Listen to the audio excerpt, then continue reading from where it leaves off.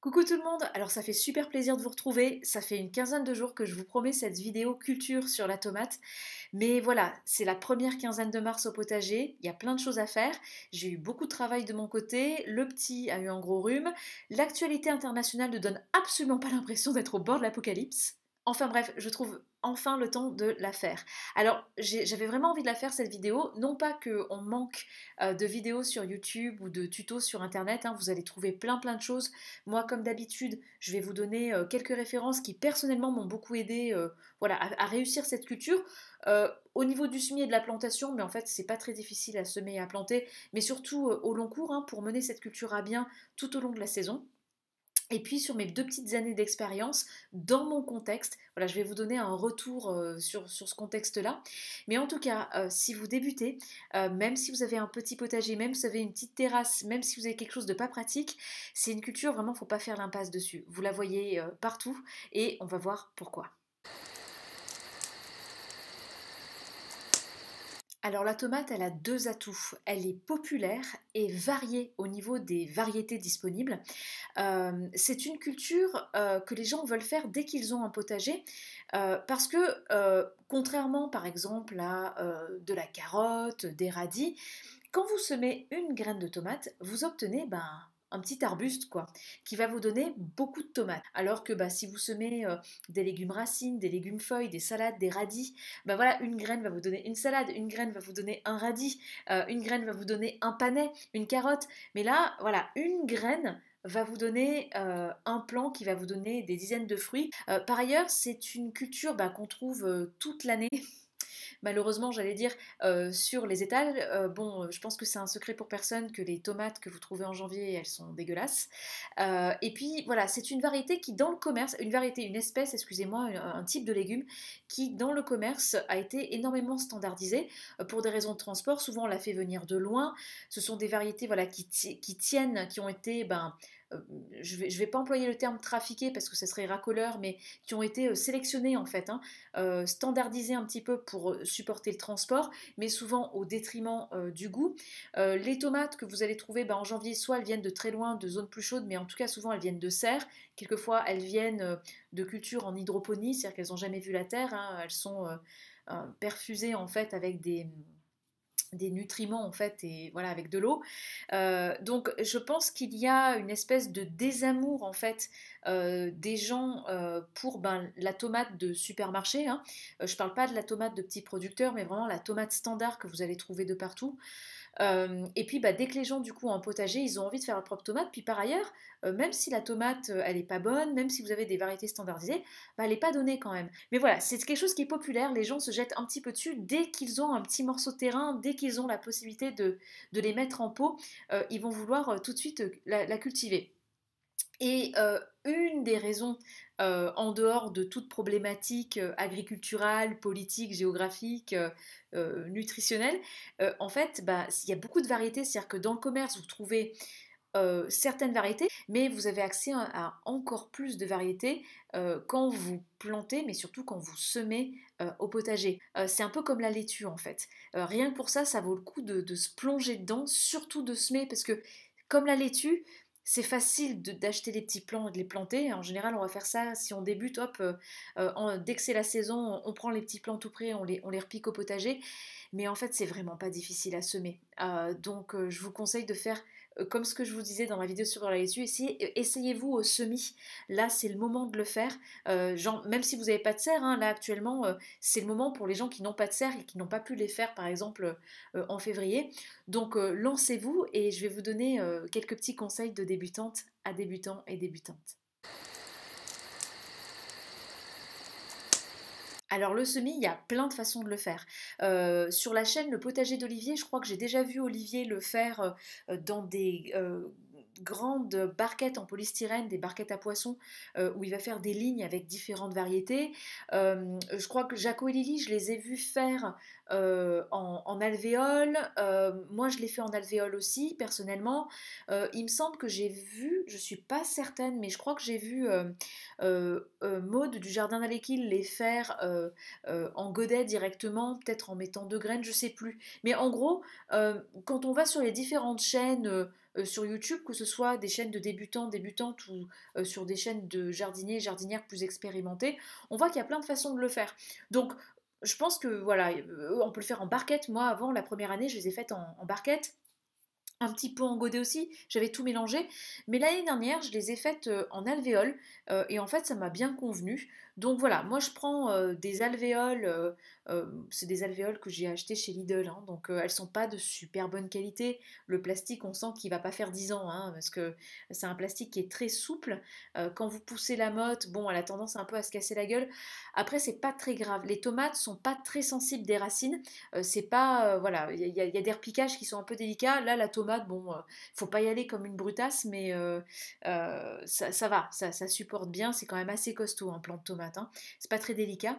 Au niveau du terreau, moi personnellement, je remplis les alvéoles avec du terreau maison, donc ce mélange de vieux terreau, de compost lent, de compost végétal que j'extrais de mon tonneau en fait, mais je le tamise par contre. C'est des graines qui sont plates, toutes fines, donc il faut que ce soit bien tamisé. Et là, cette année, vu que j'avais acheté de toute façon un sac de 20 litres de terreau asmi pour l'essayer, pour essayer d'utiliser ce substrat, j'ai mis une toute petite couche sur le dessus de terreau asmi, mais vraiment sur le dernier centimètre maximum, pour faire quelque chose d'un petit peu fluffy, d'un petit peu souple et agréable pour la graine. Mais les autres années, j'avais fait ça, j'avais peut-être mis du terreau universel du commerce sur le dessus. Je ne sais pas à quel point ça fait une différence. Moi, j'ai jamais eu de problème de lever, genre un taux de germination très bas sur les tomates.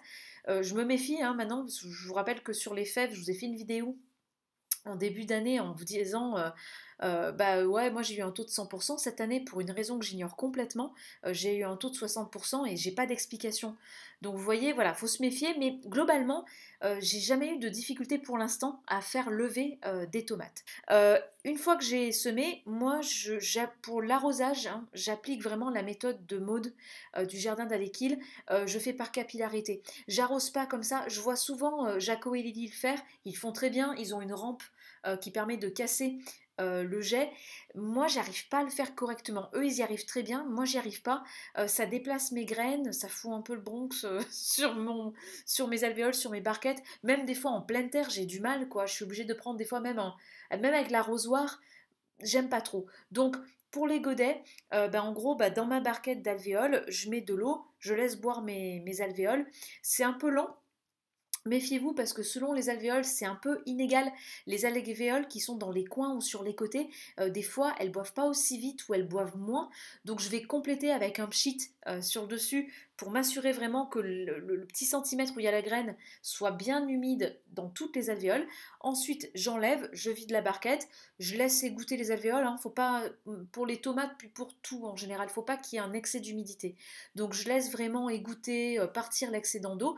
Je remets dans mes alvéoles, je couvre avec le couvercle qui est fourni avec, à part si c'est vraiment encore très humide, je laisse sécher un peu, mais bon, en général je peux couvrir. Et par contre, attention, le semis de tomate, ça a besoin d'une température assez chaude par rapport à la saison hein, pour lever. Si vous avez une véranda chauffée ou une serre chauffée carrément, c'est l'idéal. Moi, c'est pas mon cas. Dans la véranda, il fait encore entre 10 et 15 degrés la journée. C'est pas terrible. Il y a de la lumière, certes, ça c'est super, mais par contre, au niveau température, c'est pas génial. Donc, moi, ma barquette, je vais la poser sur une petite table près du chauffage, pas collée au chauffage, hein, faut pas 25-30 degrés pour faire lever des tomates. Je dirais entre 18 et 25 degrés, mais 20 degrés, c'est bien. Donc je les mets voilà, dans la zone du chauffage, sur une table. Par contre, mon salon est dans l'obscurité hein, la majeure partie de la journée. Enfin, dans l'obscurité, on va croire que je vis dans une caverne, mais en tout cas pas dans une zone assez lumineuse pour les tomates. Donc faites attention. C'est en alvéole, dans mon cas, donc moi je surveille l'humidité. Les alvéoles, ça sèche vite, donc il faut faire attention, surtout dans une zone chauffée. Et attention, dès que ça lève, dès que ça sort, dès que vous voyez la petite plantule sortir la tête du terreau, là vous prenez, vous recouvrez et vous mettez dans une zone lumineuse. Alors si vous avez chaleur et luminosité, tant mieux, mais faites attention, la tomate a vraiment besoin de beaucoup de lumière et une fenêtre plein sud, peut, je dis bien peut, ne pas suffire. Ça dépend de votre fenêtre. Au niveau de la levée elle-même, l'année dernière, j'avais semé le 15 mars et ça a levé à J+5, donc c'est assez rapide quand même, hein, à J+5, donc le 20 mars. Ce qui fait que le 20 mars, je les ai sortis de la maison, je regarde et en même temps, je les ai déplacés dans la véranda. Une étape essentielle qu'il va falloir respecter pour réussir votre culture de tomates si vous l'avez semée, c'est le repiquage. C'est pas compliqué, mais il y a juste un petit geste bien spécifique à cette culture à respecter. Alors moi, je vais vous donner ça en fonction de mon calendrier, tous les détails en fonction de mon calendrier. Donc comme je vous le disais, le 15 mars, j'ai semé, à J+5 ça a levé, donc le 20 mars, j'ai déplacé dans la véranda et j'ai fait un premier piquage le 2 avril. Alors moi j'avais semé en alvéole, les alvéoles c'est assez petit quand même, et alors moi j'ai pas de serre, j'avais pas de mini serre chauffante, hein. Donc ce que j'avais au 2 avril, c'était une petite plantule avec les cotylédons. Donc j'ai repiqué dans des godets de 8 de diagonale, hein, donc les godets standards classiques, et j'ai repiqué individuellement. Voilà, je prends la motte de l'alvéole, je la mets dans le godet et je remplis de terreau. La particularité, c'est que dès ce premier repiquage, il faut enterrer la plantule jusqu'au cotylédon.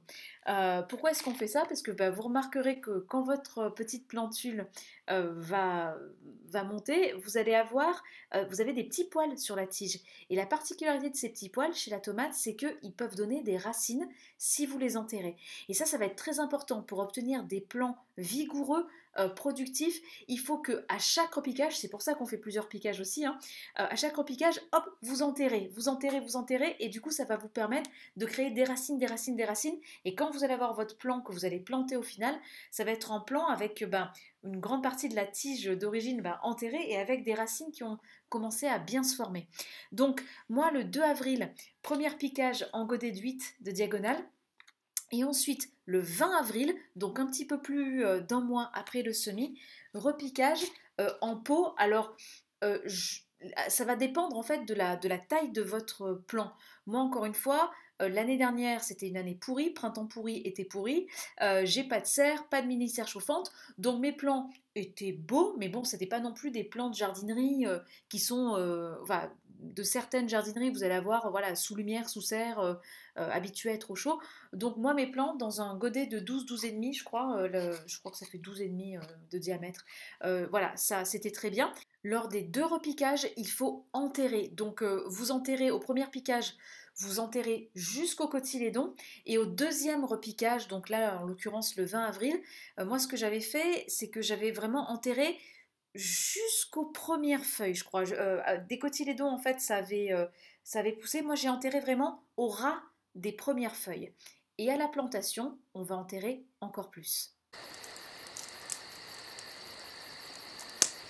Pour la plantation, l'année dernière, j'avais beaucoup de plants de tomates, j'en ai planté 22.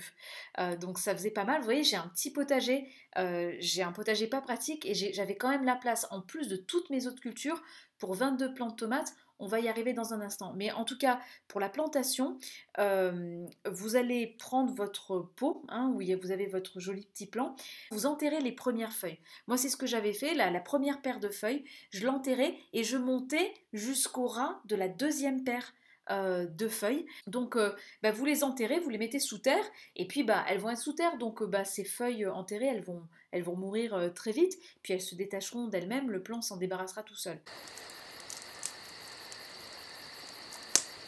Mon conseil, personnellement, j'ai fait les deux. J'ai un petit potager, j'ai peu de place, donc il y a plein de choses que je suis obligée de mettre en pot, comme par exemple les poivronniers. Comme les poivronniers, ça donne pas beaucoup par plant, je prends pas la place en pleine terre, hein, je préfère mettre autre chose à la place des poivronniers. En plus, moi, ils vont pas vraiment à maturité, ils atteignent jamais le stade où ils vont rougir. Pour les tomates, moi, ce que je vous conseille, c'est de vous limiter aux tomates cerises si vous faites en pot. Ou alors, renseignez-vous, il y a peut-être des variétés où on va vous dire qu'elles passent très bien en pot. Personnellement, j'ai essayé tout, les cœurs de bœuf, les tomates rondes et les tomates cerises en pot. Les tomates cerises, ça leur va très bien. Les autres, ça vous donne quasiment rien. Moi, personnellement, je trouve ça frustrant. Après, si vous n'avez pas le choix et si vous avez juste, entre guillemets, une terrasse ou un jardin et que ça vous fait plaisir de cultiver des tomates, dans ce cas-là, allez-y, mettez ce que vous voulez, mais soyez conscient et consciente que la cœur de bœuf et même la tomate ronde à loger, les tomates plein volume, on va dire, ça donnera beaucoup moins en pot, à moins que vous ayez un vraiment très grand pot. Vous savez, des fois, les gens, ils ont presque des arbres en pot, mais c'est des pots immenses.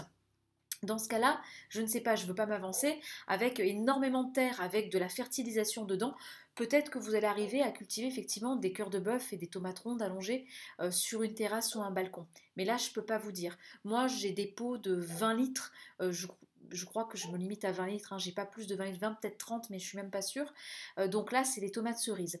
La particularité, c'est que moi, personnellement, ce que j'ai remarqué sur les tomates cerises, parce que le reste je fais plus, hein, je ferai pas cette année, c'est que les tomates cerises sont plus petites, vraiment concentrées en sucre, hein, plus petites dans les plants en pot, mais plus précoces. Probablement parce que le pot va chauffer le substrat et du coup je sais pas, peut-être que voilà, ou alors peut-être qu'elles sont plus pressées de fructifier parce qu'elles n'ont pas de place, je sais pas trop, mais en tout cas je commence à les récolter un petit peu plus tôt avec quelques petites semaines d'avance. Par contre les plants sont moins endurants, c'est-à-dire qu'ils vont vite perdre en productivité. Alors quand je dis vite ça va, hein, ça reste productif longtemps un plant de tomate, mais voilà, ça va pas aller vraiment jusqu'à la fin de la saison ou en tout cas difficilement. Par contre, les plants en pleine terre, les tomates cerises, l'année dernière j'avais fait la variété poire jaune et elles sont beaucoup plus grosses. Moi je pensais qu'elles étaient petites à la base. Et puis quand j'ai mes plants de pleine terre qui ont commencé à donner un petit peu plus tardivement, j'ai vu la taille de la tomate cerise. Et ben, elle était grosse, hein, donc voilà, et beaucoup plus productif. Voilà, il n'y a rien qui remplace la pleine terre. Si vous n'avez pas le choix et que vous faites en pot, les tomates cerises, ça donne beaucoup et vous avez plein de variétés qui existent, vous avez moyen de vous faire plaisir. Après, si vous partez sur des variétés plein volume, et ben dans ce cas-là, faites attention à avoir vraiment un très grand pot et à bien fertiliser, et justement, on va y venir. Pour la fertilisation maintenant. Alors, on va pas forcément parler de beaucoup d'engrais. Il y a des gens qui mettent plein de choses sur leur plant de tomates. Moi, je mets des trucs, mais c'est des trucs que je fais maison. Donc, ça me coûte rien. Donc, quand je plante mon tomatier, mon petit plant de tomate, que ce soit en pot ou que ce soit en pleine terre, je vais le planter dans du compost. Si c'est de la pleine terre, je fais mon trou et je fais comme pour les aubergines, les courgettes, les concombres, je prends un seau de 3 litres de compost, je prends mon compost ménager, hein, vous savez ce compost humide, hein, qui n'est pas du terreau, mais voilà. Alors prenez du compost mûr, par contre, attention, les tomates c'est pas des courgettes, prenez pas du compost avec encore des morceaux de tomates, de bananes et de différents trucs dedans, prenez vraiment sur le fond de votre bac du compost bien mûr, et je baigne un seau de 3 litres dans le trou, je pose mon plant dessus et pof, je ramène la terre, comme je vous l'ai dit, comme c'est la plantation, jusqu'au ras des deuxièmes feuilles. Donc le trou doit être assez profond. Si je plante en pot, en général, je peux mettre moins de 3 litres de compost parce qu'il faut quand même du substrat autre dedans, voilà, du terreau, maison, un peu de terre de jardin et tout. Je vais mettre peut-être entre 1 et 2 litres de compost. Voilà, mais c'est beaucoup, il faut vraiment mettre la dose. Ensuite, personnellement, qu'est-ce que je fais? Et justement, là, entre le 15 mars et le 15 avril, je fais quelque chose qui va anticiper sur la fertilisation de mes futurs plants de tomates. Je fabrique du purin d'ortie. Alors ça a l'air très compliqué, dit comme ça, on se dit oh là là, faire du purin. En fait, c'est pas compliqué du tout. Je suis tombée sur une vidéo qui était très bien, d'une chaîne qui est intéressante et qui a également un site web. Je vous mets le lien là. C'est une façon très simple de faire du purin d'ortie qui demande vraiment pas de matériel, si ce n'est des gants spéciaux, hein, pour pas vous brûler les mains sur les orties. Et là, vous voyez, dans mon coin, dans ma vallée, les orties commencent à sortir, elles commencent à faire une taille raisonnable, et c'est le moment où c'est pratique d'aller les chercher et de faire du purin avec. Personnellement, il n'y a rien de scientifique là-dedans. C'est moi au feeling. Ce que j'ai remarqué qui plaisait bien à mes plants de tomates, c'est que j'en mets pas à la plantation. À la plantation, dans le trou où je mets mon compost, je vais mettre une grosse poignée d'ortie dedans. Moi j'ai quelques orties dans le pierrier qui est en contrebas de mon terrain, mais j'ai aussi des orties là dans la forêt juste au-dessus, j'ai des orties sur le chemin le long de la rivière. Donc je stocke voilà, dans les jours précédents, ou même le jour même, hein. En fait, c'est comme ça, elles sont bien fraîches, oui, le jour même c'est mieux. Donc une grosse poignée d'orties au fond du trou, et voilà, et je pose la motte de mon plan sur les orties qui sont elles-mêmes sur le compost et je ramène tout. Mais le purin d'ortie, je vais attendre quelques jours, le temps que le plant de tomate, voilà, s'installe dans le pot ou s'installe en pleine terre, donc peut-être 5 jours plus tard, on va dire, voilà, le temps que le plant, voilà, que je sois sûre que j'ai pas fait de bêtises, qu'il est dedans, la terre est tassée autour, hop, là, je fais un... Alors, il faut arroser hein, au moment de la plantation. Excusez-moi, j'arrête pas de me couper. Il faut arroser au moment de la plantation. Hein, arroser bien. Ça demande beaucoup d'eau, les plantes tomates. Donc, ça fait partie un petit peu de la fertilisation. C'est un élément de fertilité, l'eau. Quand vous plantez en pot ou en pleine terre, vous arrosez bien. Mais environ 5 jours plus tard, je vais mettre du purin d'ortie dilué à 20%. Donc, pour 1 litre de ou un centimètre, hein, on va dire, de purin d'ortie, je mets 20 centimètres d'eau. Enfin voilà, après vous calculez comme vous voulez. Ne noyez pas votre plant, mais en général, c'est à une période où il commence à faire un peu chaud. S'il a plu beaucoup, peut-être attendez 10 jours. Voilà, ne faites pas, n'allez pas surarroser votre plant s'il est vraiment les pieds dans l'eau parce que vous avez un printemps ou un été pourri. Mais voilà, donc je le fais quelques temps après la plantation, dans les 15 premiers jours. Et en général, je refais un arrosage au purin d'ortie à un moment donné dans la saison, j'attends de voir le moment où le plant va peut-être un peu tirer la gueule, où il y a eu un coup de froid, un coup de pluie, un truc qui l'a embêté, et ben c'est là que je vais remettre un coup de purin d'ortie, un petit arrosage au purin d'ortie dilué à 20%. En plus de ça, je suis les conseils de Olivier qui a fait une vidéo sur l'urine au potager. Donc moi, tout au long de la fin du printemps et de l'été, quand je vais pisser le matin, je pisse dans un bidon, enfin je pisse dans un seau que je verse dans un bidon et je stocke mon urine.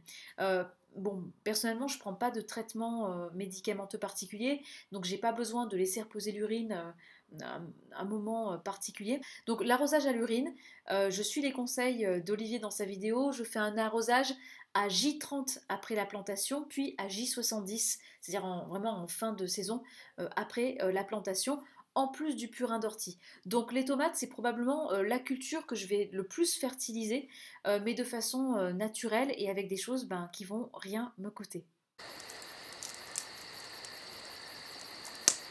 Alors la taille de la tomate, c'est un vaste débat et j'ai certainement pas assez d'expérience pour faire une vidéo très catégorique. Donc moi je vais juste vous donner ma pratique sur les 2 années précédentes par rapport à mon contexte. Concernant les tomates qui sont en pot, je taille les gourmands en fait quand je vois qu'ils vont prendre de l'énergie. Les premiers gourmands, par exemple, qui poussent sous le plant, il faut encore qu'ils se solidifient un petit peu.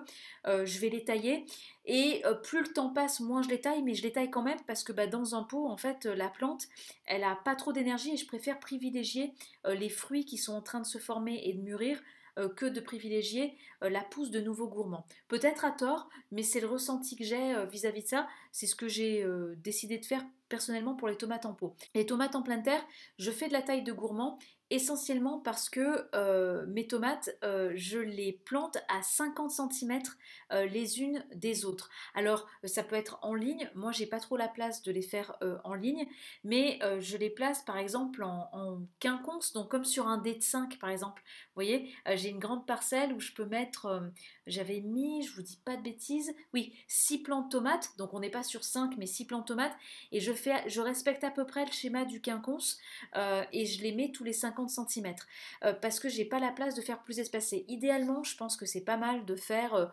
entre 60 et 80 cm quand même, hein, si vraiment vous avez beaucoup de place. Moi, je me mets à 50 cm. Et du coup, en pleine terre, ça vous fait des plants qui sont beaucoup plus grands. Moi, ils me dépassaient. Bon, c'est pas difficile, hein, je fais 1,60 m, donc voilà, c'est vite vu. Moi, j'avais des plants qui faisaient, à la fin, là, les plants qui étaient sur ma parcelle 4 en bas, ils faisaient environ 2,50 m. Donc, ils étaient très grands, très vigoureux et ils partaient dans tous les sens. Il y avait des gourmands qui partaient dans tous les sens, ils se montaient dessus. Et la taille des gourmands pour moi, au début, j'enlève les premiers gourmands pour laisser le plant prendre de la vigueur et monter un petit peu. Et après, je taille vraiment les gourmands qui vont faire pencher le plant par terre, le plant tomate qui touche le sol la tige qui touche le sol, c'est jamais très bon. Moi, je paille mon potager en été, mais que ce soit de la terre ou du paillage mouillé, c'est un peu pareil. Il faut éviter ça. Donc moi, je vais tailler, à part si elles sont en train de porter des fruits, hein, dans ce cas-là, si elles portent des fruits, eh ben, je vais prendre de la paille sèche et puis reposer la branche et le fruit sur de la paille sèche pour que ce soit à l'abri de l'humidité. Donc c'est un peu de gestion à faire. Mais globalement, voilà, le gourmand qui porte pas de fruits et qui touche le sol, qui traîne au sol, je le coupe. Et des fois, il peut partir de haut et tomber, hein, et pousser vers le bas, ça m'est déjà arrivé.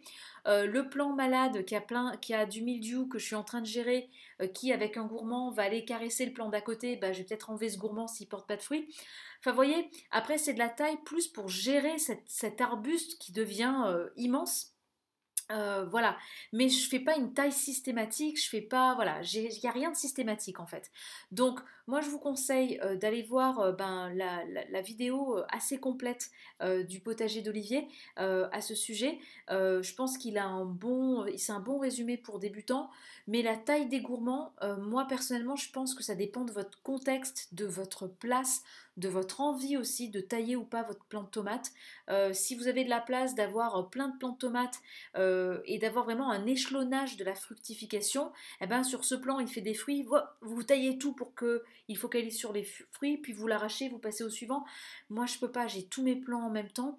Donc voilà, pour la taille, j'ai pas trop de choses très catégoriques à vous donner, mais en tout cas, je viens de vous donner mes petits conseils de débutante dans mon contexte.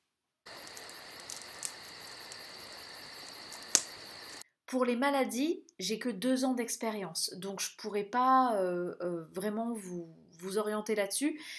Mais on parle souvent du mildiou pour la tomate. Alors la tomate qui chope le mildiou, vous allez vite le voir, c'est le tomatier en général, hein, le plant de tomate qui va avoir des zones marron sur la tige principale ou sur les branches. Après, ça peut être la tomate en fait qui va commencer à avoir un aspect pas flétri mais un peu bizarre avec des taches dessus. Là, c'est mauvais signe. Qu'est-ce que vous pouvez faire? Perso, je fais rien. En fait, l'année dernière, je me suis battue pendant une semaine contre le mildiou. J'ai réussi à sauver mes plants, en partie parce que je me suis battue, mais aussi parce que de nulle part, le soleil est arrivé et la chaleur est revenue, mais une grosse chaleur, hein, d'un coup après du froid et de l'humidité, et ça a grillé le mildiou. Le mildiou, c'est un champignon et le soleil et la chaleur va le faire griller et va le tuer.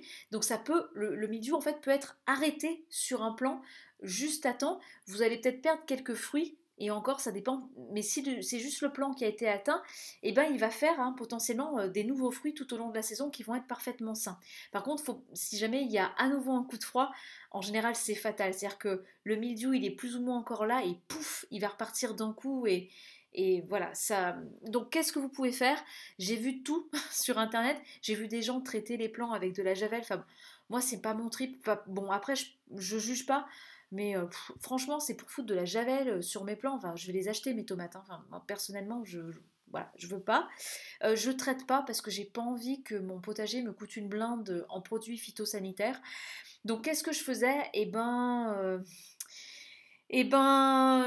Je coupais, je coupais les branches très atteintes au sécateur avec un sécateur désinfecté. J'avais mon gel hydroalcoolique parce que bah, tout le monde en a, hein, ça fait 2 ans qu'on en a tous. Voilà, et puis ben, je coupais au sécateur proprement en biseau. Bon, mais après, à un moment donné, si vous enlevez toutes les branches, et ben, votre plant de tomate, voilà. Donc j'ai fait un peu, et puis j'ai eu de la chance. Mais qu'est-ce que vous pouvez faire? Ben, faites peut-être, j'allais dire comme moi, sécateur bien désinfecté, vous enlevez vraiment les tiges, les branches où vous sentez que vraiment ça va polluer le reste du plant. Coupez les fruits que vous n'allez pas manger, ça sert à rien de les laisser parce que ben, ça fait une réserve de mildiou pour le reste du plant. Mais sinon, bah ouais, faites un deuxième semis 15 jours plus tard peut-être, ou un mois plus tard si vous êtes dans le sud et que vous avez une arrière-saison pour avoir un relais quoi. Après, quoi faire des plants de tomates qui ont eu le mildiou? Il y a des gens qui disent qu'il faut surtout pas que ça reste dans la terre. Mais moi, j'ai pas la place de faire une rotation des cultures. Donc, ben ouais, je les coupe. Alors, ouais, je les couche pas sur ma parcelle, mais vous savez, je vais les mettre dans mon compost vert qui va me servir à faire du terreau après. J'ai pas la place en fait de séparer tout ça. Donc, ouais. Je je fais pas trop attention en fait. Je me dis que après, moi mes parcelles, je les recouvre de crottin de cheval que je laisse avec d'un mélange de feuilles mortes pendant plus de 6 mois. Voilà. Pour l'instant, j'ai pas eu de problème. J'en aurais peut-être, hein, mais qu'est-ce que je peux faire contre ça? Elles ont plein de petites maladies potentielles. Vous allez avoir l'alternariose, vous avez ça va pas forcément tuer vos plants. Moi personnellement, j'ai pas le temps de faire, j'ai pas la place de faire une rotation des cultures. Ça me pend au nez, hein. Mes oignons, là, j'en ai mis sur une parcelle où j'en ai déjà mis l'année dernière avec la mouche, tout ça. Je sais pas. Je sais que ça me pend au nez d'avoir un problème un jour, mais je peux pas. C'est pas possible parce que bah, la rotation des cultures, ça implique que vous ayez des parcelles à conditions égales. C'est-à-dire vos plants de tomates, vous pouvez les mettre là ou là ou là. Ben moi non, parce que ben moi là c'est au soleil, mais là c'est à l'ombre. C'est sableux, mais là c'est argileux. Ben, j'ai une culture qui va prendre la place déjà jusqu'à tel mois, et du coup je peux pas mettre mon plant de tomate parce que la place est déjà prise. C'est un casse-tête, je peux pas.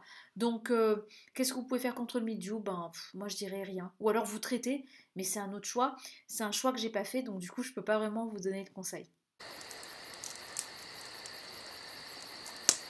Alors pour la récolte, bon bah cueillir une tomate, hein, c'est pas sorcier. Je pense que le geste vous viendra naturellement. Mais moi là, je vais vous donner des dates. Alors ces dates, malheureusement, c'est les dates de 2021. Je sais pas comment c'était dans votre coin, mais moi j'ai eu un printemps pourri et un été pourri. Mais alors pourri. Le mois de juillet était froid, c'était hyper humide. On n'a pas vraiment eu d'été. Moi j'ai l'impression qu'on est en hiver depuis septembre 2020, hein, pour vous dire. Voilà, à prendre avec des pincettes parce que là je suis dans mon contexte, je suis dans la Loire, plein nord, il a fait froid, bon voilà. Donc je pense que les dates seront plus optimistes cette année, j'espère. Je vois pas comment ça pourrait être pire que l'année dernière. Mais voilà, donc je vous donne ces dates-là. Après, prenez-en votre parti, hein, c'est juste pour vous les donner, pour avoir une base, quoi. Donc, l'année dernière, donc j'ai semé le 15 mars, j'ai planté, alors j'avais 22 plants à planter au total. Peut-être un peu moins parce que là c'était le premier semis. Je vais vous parler du deuxième semis dans un instant. Mais voilà, j'avais peut-être le premier semis, j'avais peut-être une quinzaine de plants. Donc comme j'avais une quinzaine de plants à replanter au potager, j'ai tout fait entre le 14 et le 19 mai. J'ai commencé par les pots le 14 mai et les derniers plants, je les ai mis le 19 mai. Donc, la première fleur, alors je sais plus sur quel plan, hein, mais en gros tout plan confondu, la floraison a débuté le 7 juin. D'accord, le 7 juin, donc 3 semaines plus tard. Et la récolte a commencé. Donc j'ai mon petit, voilà. J'avais des tomates cerises, variété poire jaune. La récolte a commencé le 22 juillet, soit environ 2 mois, un peu plus de 2 mois après la plantation. Et elle a continué jusqu'au 27 septembre. Donc ça a duré 2 mois, un peu plus de 2 mois. Sur la fin, c'était galère, hein. Je ne vous dis pas que j'étais en pleine productivité, attention, sur les 2 dernières semaines, non. Mais moi, en gros, j'ai arraché le plan pour dire bon voilà c'est bon ça suffit, j'ai plus rien à récolter, j'avais plus que des trucs verts qui n'allaient pas mûrir. Pour les cœurs de bœuf Anarus, la récolte a commencé un petit peu plus tard, elle a commencé le 7 août jusqu'au 24 septembre. Donc le 7 août là on est 2 mois et demi, c'est ça, je ne dis pas de bêtises, 2 mois et demi, un peu plus, après la plantation. Et j'avais également des tomates joie de la table, donc ce sont des tomates rondes, et j'ai commencé à les récolter le 7 août en même temps que les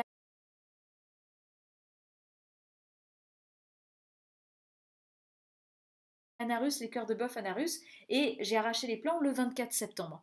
Ensuite, moi, l'année dernière, j'avais fait un second semis le 22 avril pour échelonner les récoltes. Et ben en fait, j'ai pas bien fait. Pour moi, le 22 avril, donc un mois à peu près plus tard après le premier semis, c'était trop tard. Donc cette année, pour cette année, moi j'ai amendé mon calendrier et je vais faire mon deuxième semis non pas un mois plus tard, mais 15 jours plus tard. Je vais les faire au 1er avril. Enfin là, comme j'ai semé mes tomates le 17 mars mars au lieu du 15 mars, eh ben, je vais faire mon deuxième semis le 2-3 avril.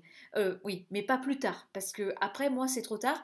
Je vais vous donner mes dates, comment ça s'est passé, et dans mon contexte, dans mon orientation plein nord, dans ma zone, par rapport à l'été qu'on a eu, c'était trop tard, j'ai quasiment rien récolté de ce deuxième semis qui m'a demandé autant de travail, entre guillemets, que le premier semis, même si c'est pas une culture qui est non plus, elle demande pas d'être aux petits soins tous les jours, bah, c'est quand même un peu de boulot, quoi. Donc c'est dommage de faire un deuxième semis qui va rien vous donner. Donc je vous donne les dates, hein, pour information. J'avais environ peut-être 4-5 plants, hein, donc je vous ai dit que j'avais une quinzaine de plants sur le premier semis. 4-5 plants, j'avais fait un petit semis, hein, j'en avais pas semé autant, parce que j'ai pas la place, hein, de toute façon. Donc, et faire un échelonnage, comment dire, un remplacement des cultures, c'est-à-dire arracher un pied encore vigoureux pour le remplacer par un pied tout neuf, moi ça me va pas parce que le pied tout neuf, en fait, il aura pas le temps. Il vaut mieux que je laisse mon vieux plant qui me donnera beaucoup plus que le plant qui va prendre le temps de grandir. Enfin voilà, pour moi, pour mon contexte, deux semis, c'est ric-rac, vraiment ric-rac. Donc, faites attention, hein, deux semis si vous êtes en Méditerranée, que vous avez un super été, ok. Moi personnellement, un semis ça suffirait. J'en fais un petit deuxième, histoire de dire que sur la fin de saison, ou si jamais j'ai un plant qui chope le mildiou, ou une catastrophe, hein, j'en sais rien, moi, un truc, un arbre qui tombe sur mes plants, enfin, que j'ai quelque chose en fait, par quoi les remplacer. Mais en gros, c'est des plants qui sont un peu en stand-by et sur lesquels je compte pas trop, mais dont je prends soin quand même. Donc environ 4-5 plants semé le 22 avril, donc trop tard, repiqué au potager en plantation, hein, donc il y a eu double repiquage entre temps, mais la plantation c'était le 14 juin, donc vous décalez tout d'un mois, et la floraison, et ben la première floraison c'était plantation vers le 14 mai, floraison vers le 7 juin, et ben là c'était plantation vers le 14 juin, et ben floraison vers le 6 juillet, hein, donc c'est quand même des plantes, une culture qui est quand même très régulière, très prévisible en fait, hein, dans son évolution. Et après, pour la récolte, eh ben, ça n'a pas trop valu le coup, comme vous allez le voir. Pour les tomates cerises poire jaune, encore une fois, on a eu un été pourri, mais quand même, pour une plantation le 14 juin, j'ai commencé à récolter le 6 septembre, 2 mois et 3 semaines après le deuxième semis. Donc du 6 septembre au 27 septembre, hein, j'ai arraché les plants tous en même temps, premier ou deuxième semis, et puis les anarus et les joies de la table, et ben le 17 septembre. Donc j'ai récolté et j'ai arraché le 24 septembre, donc j'ai récolté pendant une semaine. Et puis enfin, en termes de chiffres, combien est-ce que j'ai récolté de tomates l'année dernière? Alors, tout confondu, sur le premier semis, le deuxième semis de tomates, j'avais aussi fait des boutures au mois de juin, mais je les ai fait beaucoup trop tard. En fait, les gourmands qui pouvaient faire de belles boutures, ils arrivaient trop tard pour moi. C'était quelque chose comme en juin, ça faisait des plants un peu avancés, mais c'était trop tard, j'ai rien pu récolter, j'ai dû les arracher au stade de fleurs.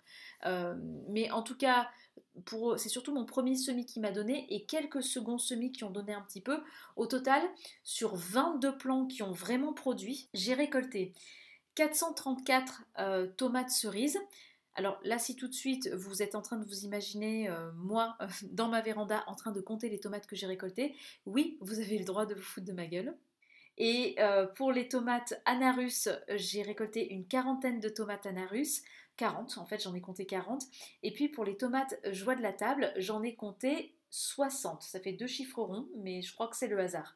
Donc une centaine de tomates cœur de bœuf et rondes et 434 tomates cerises sur environ 22 plants.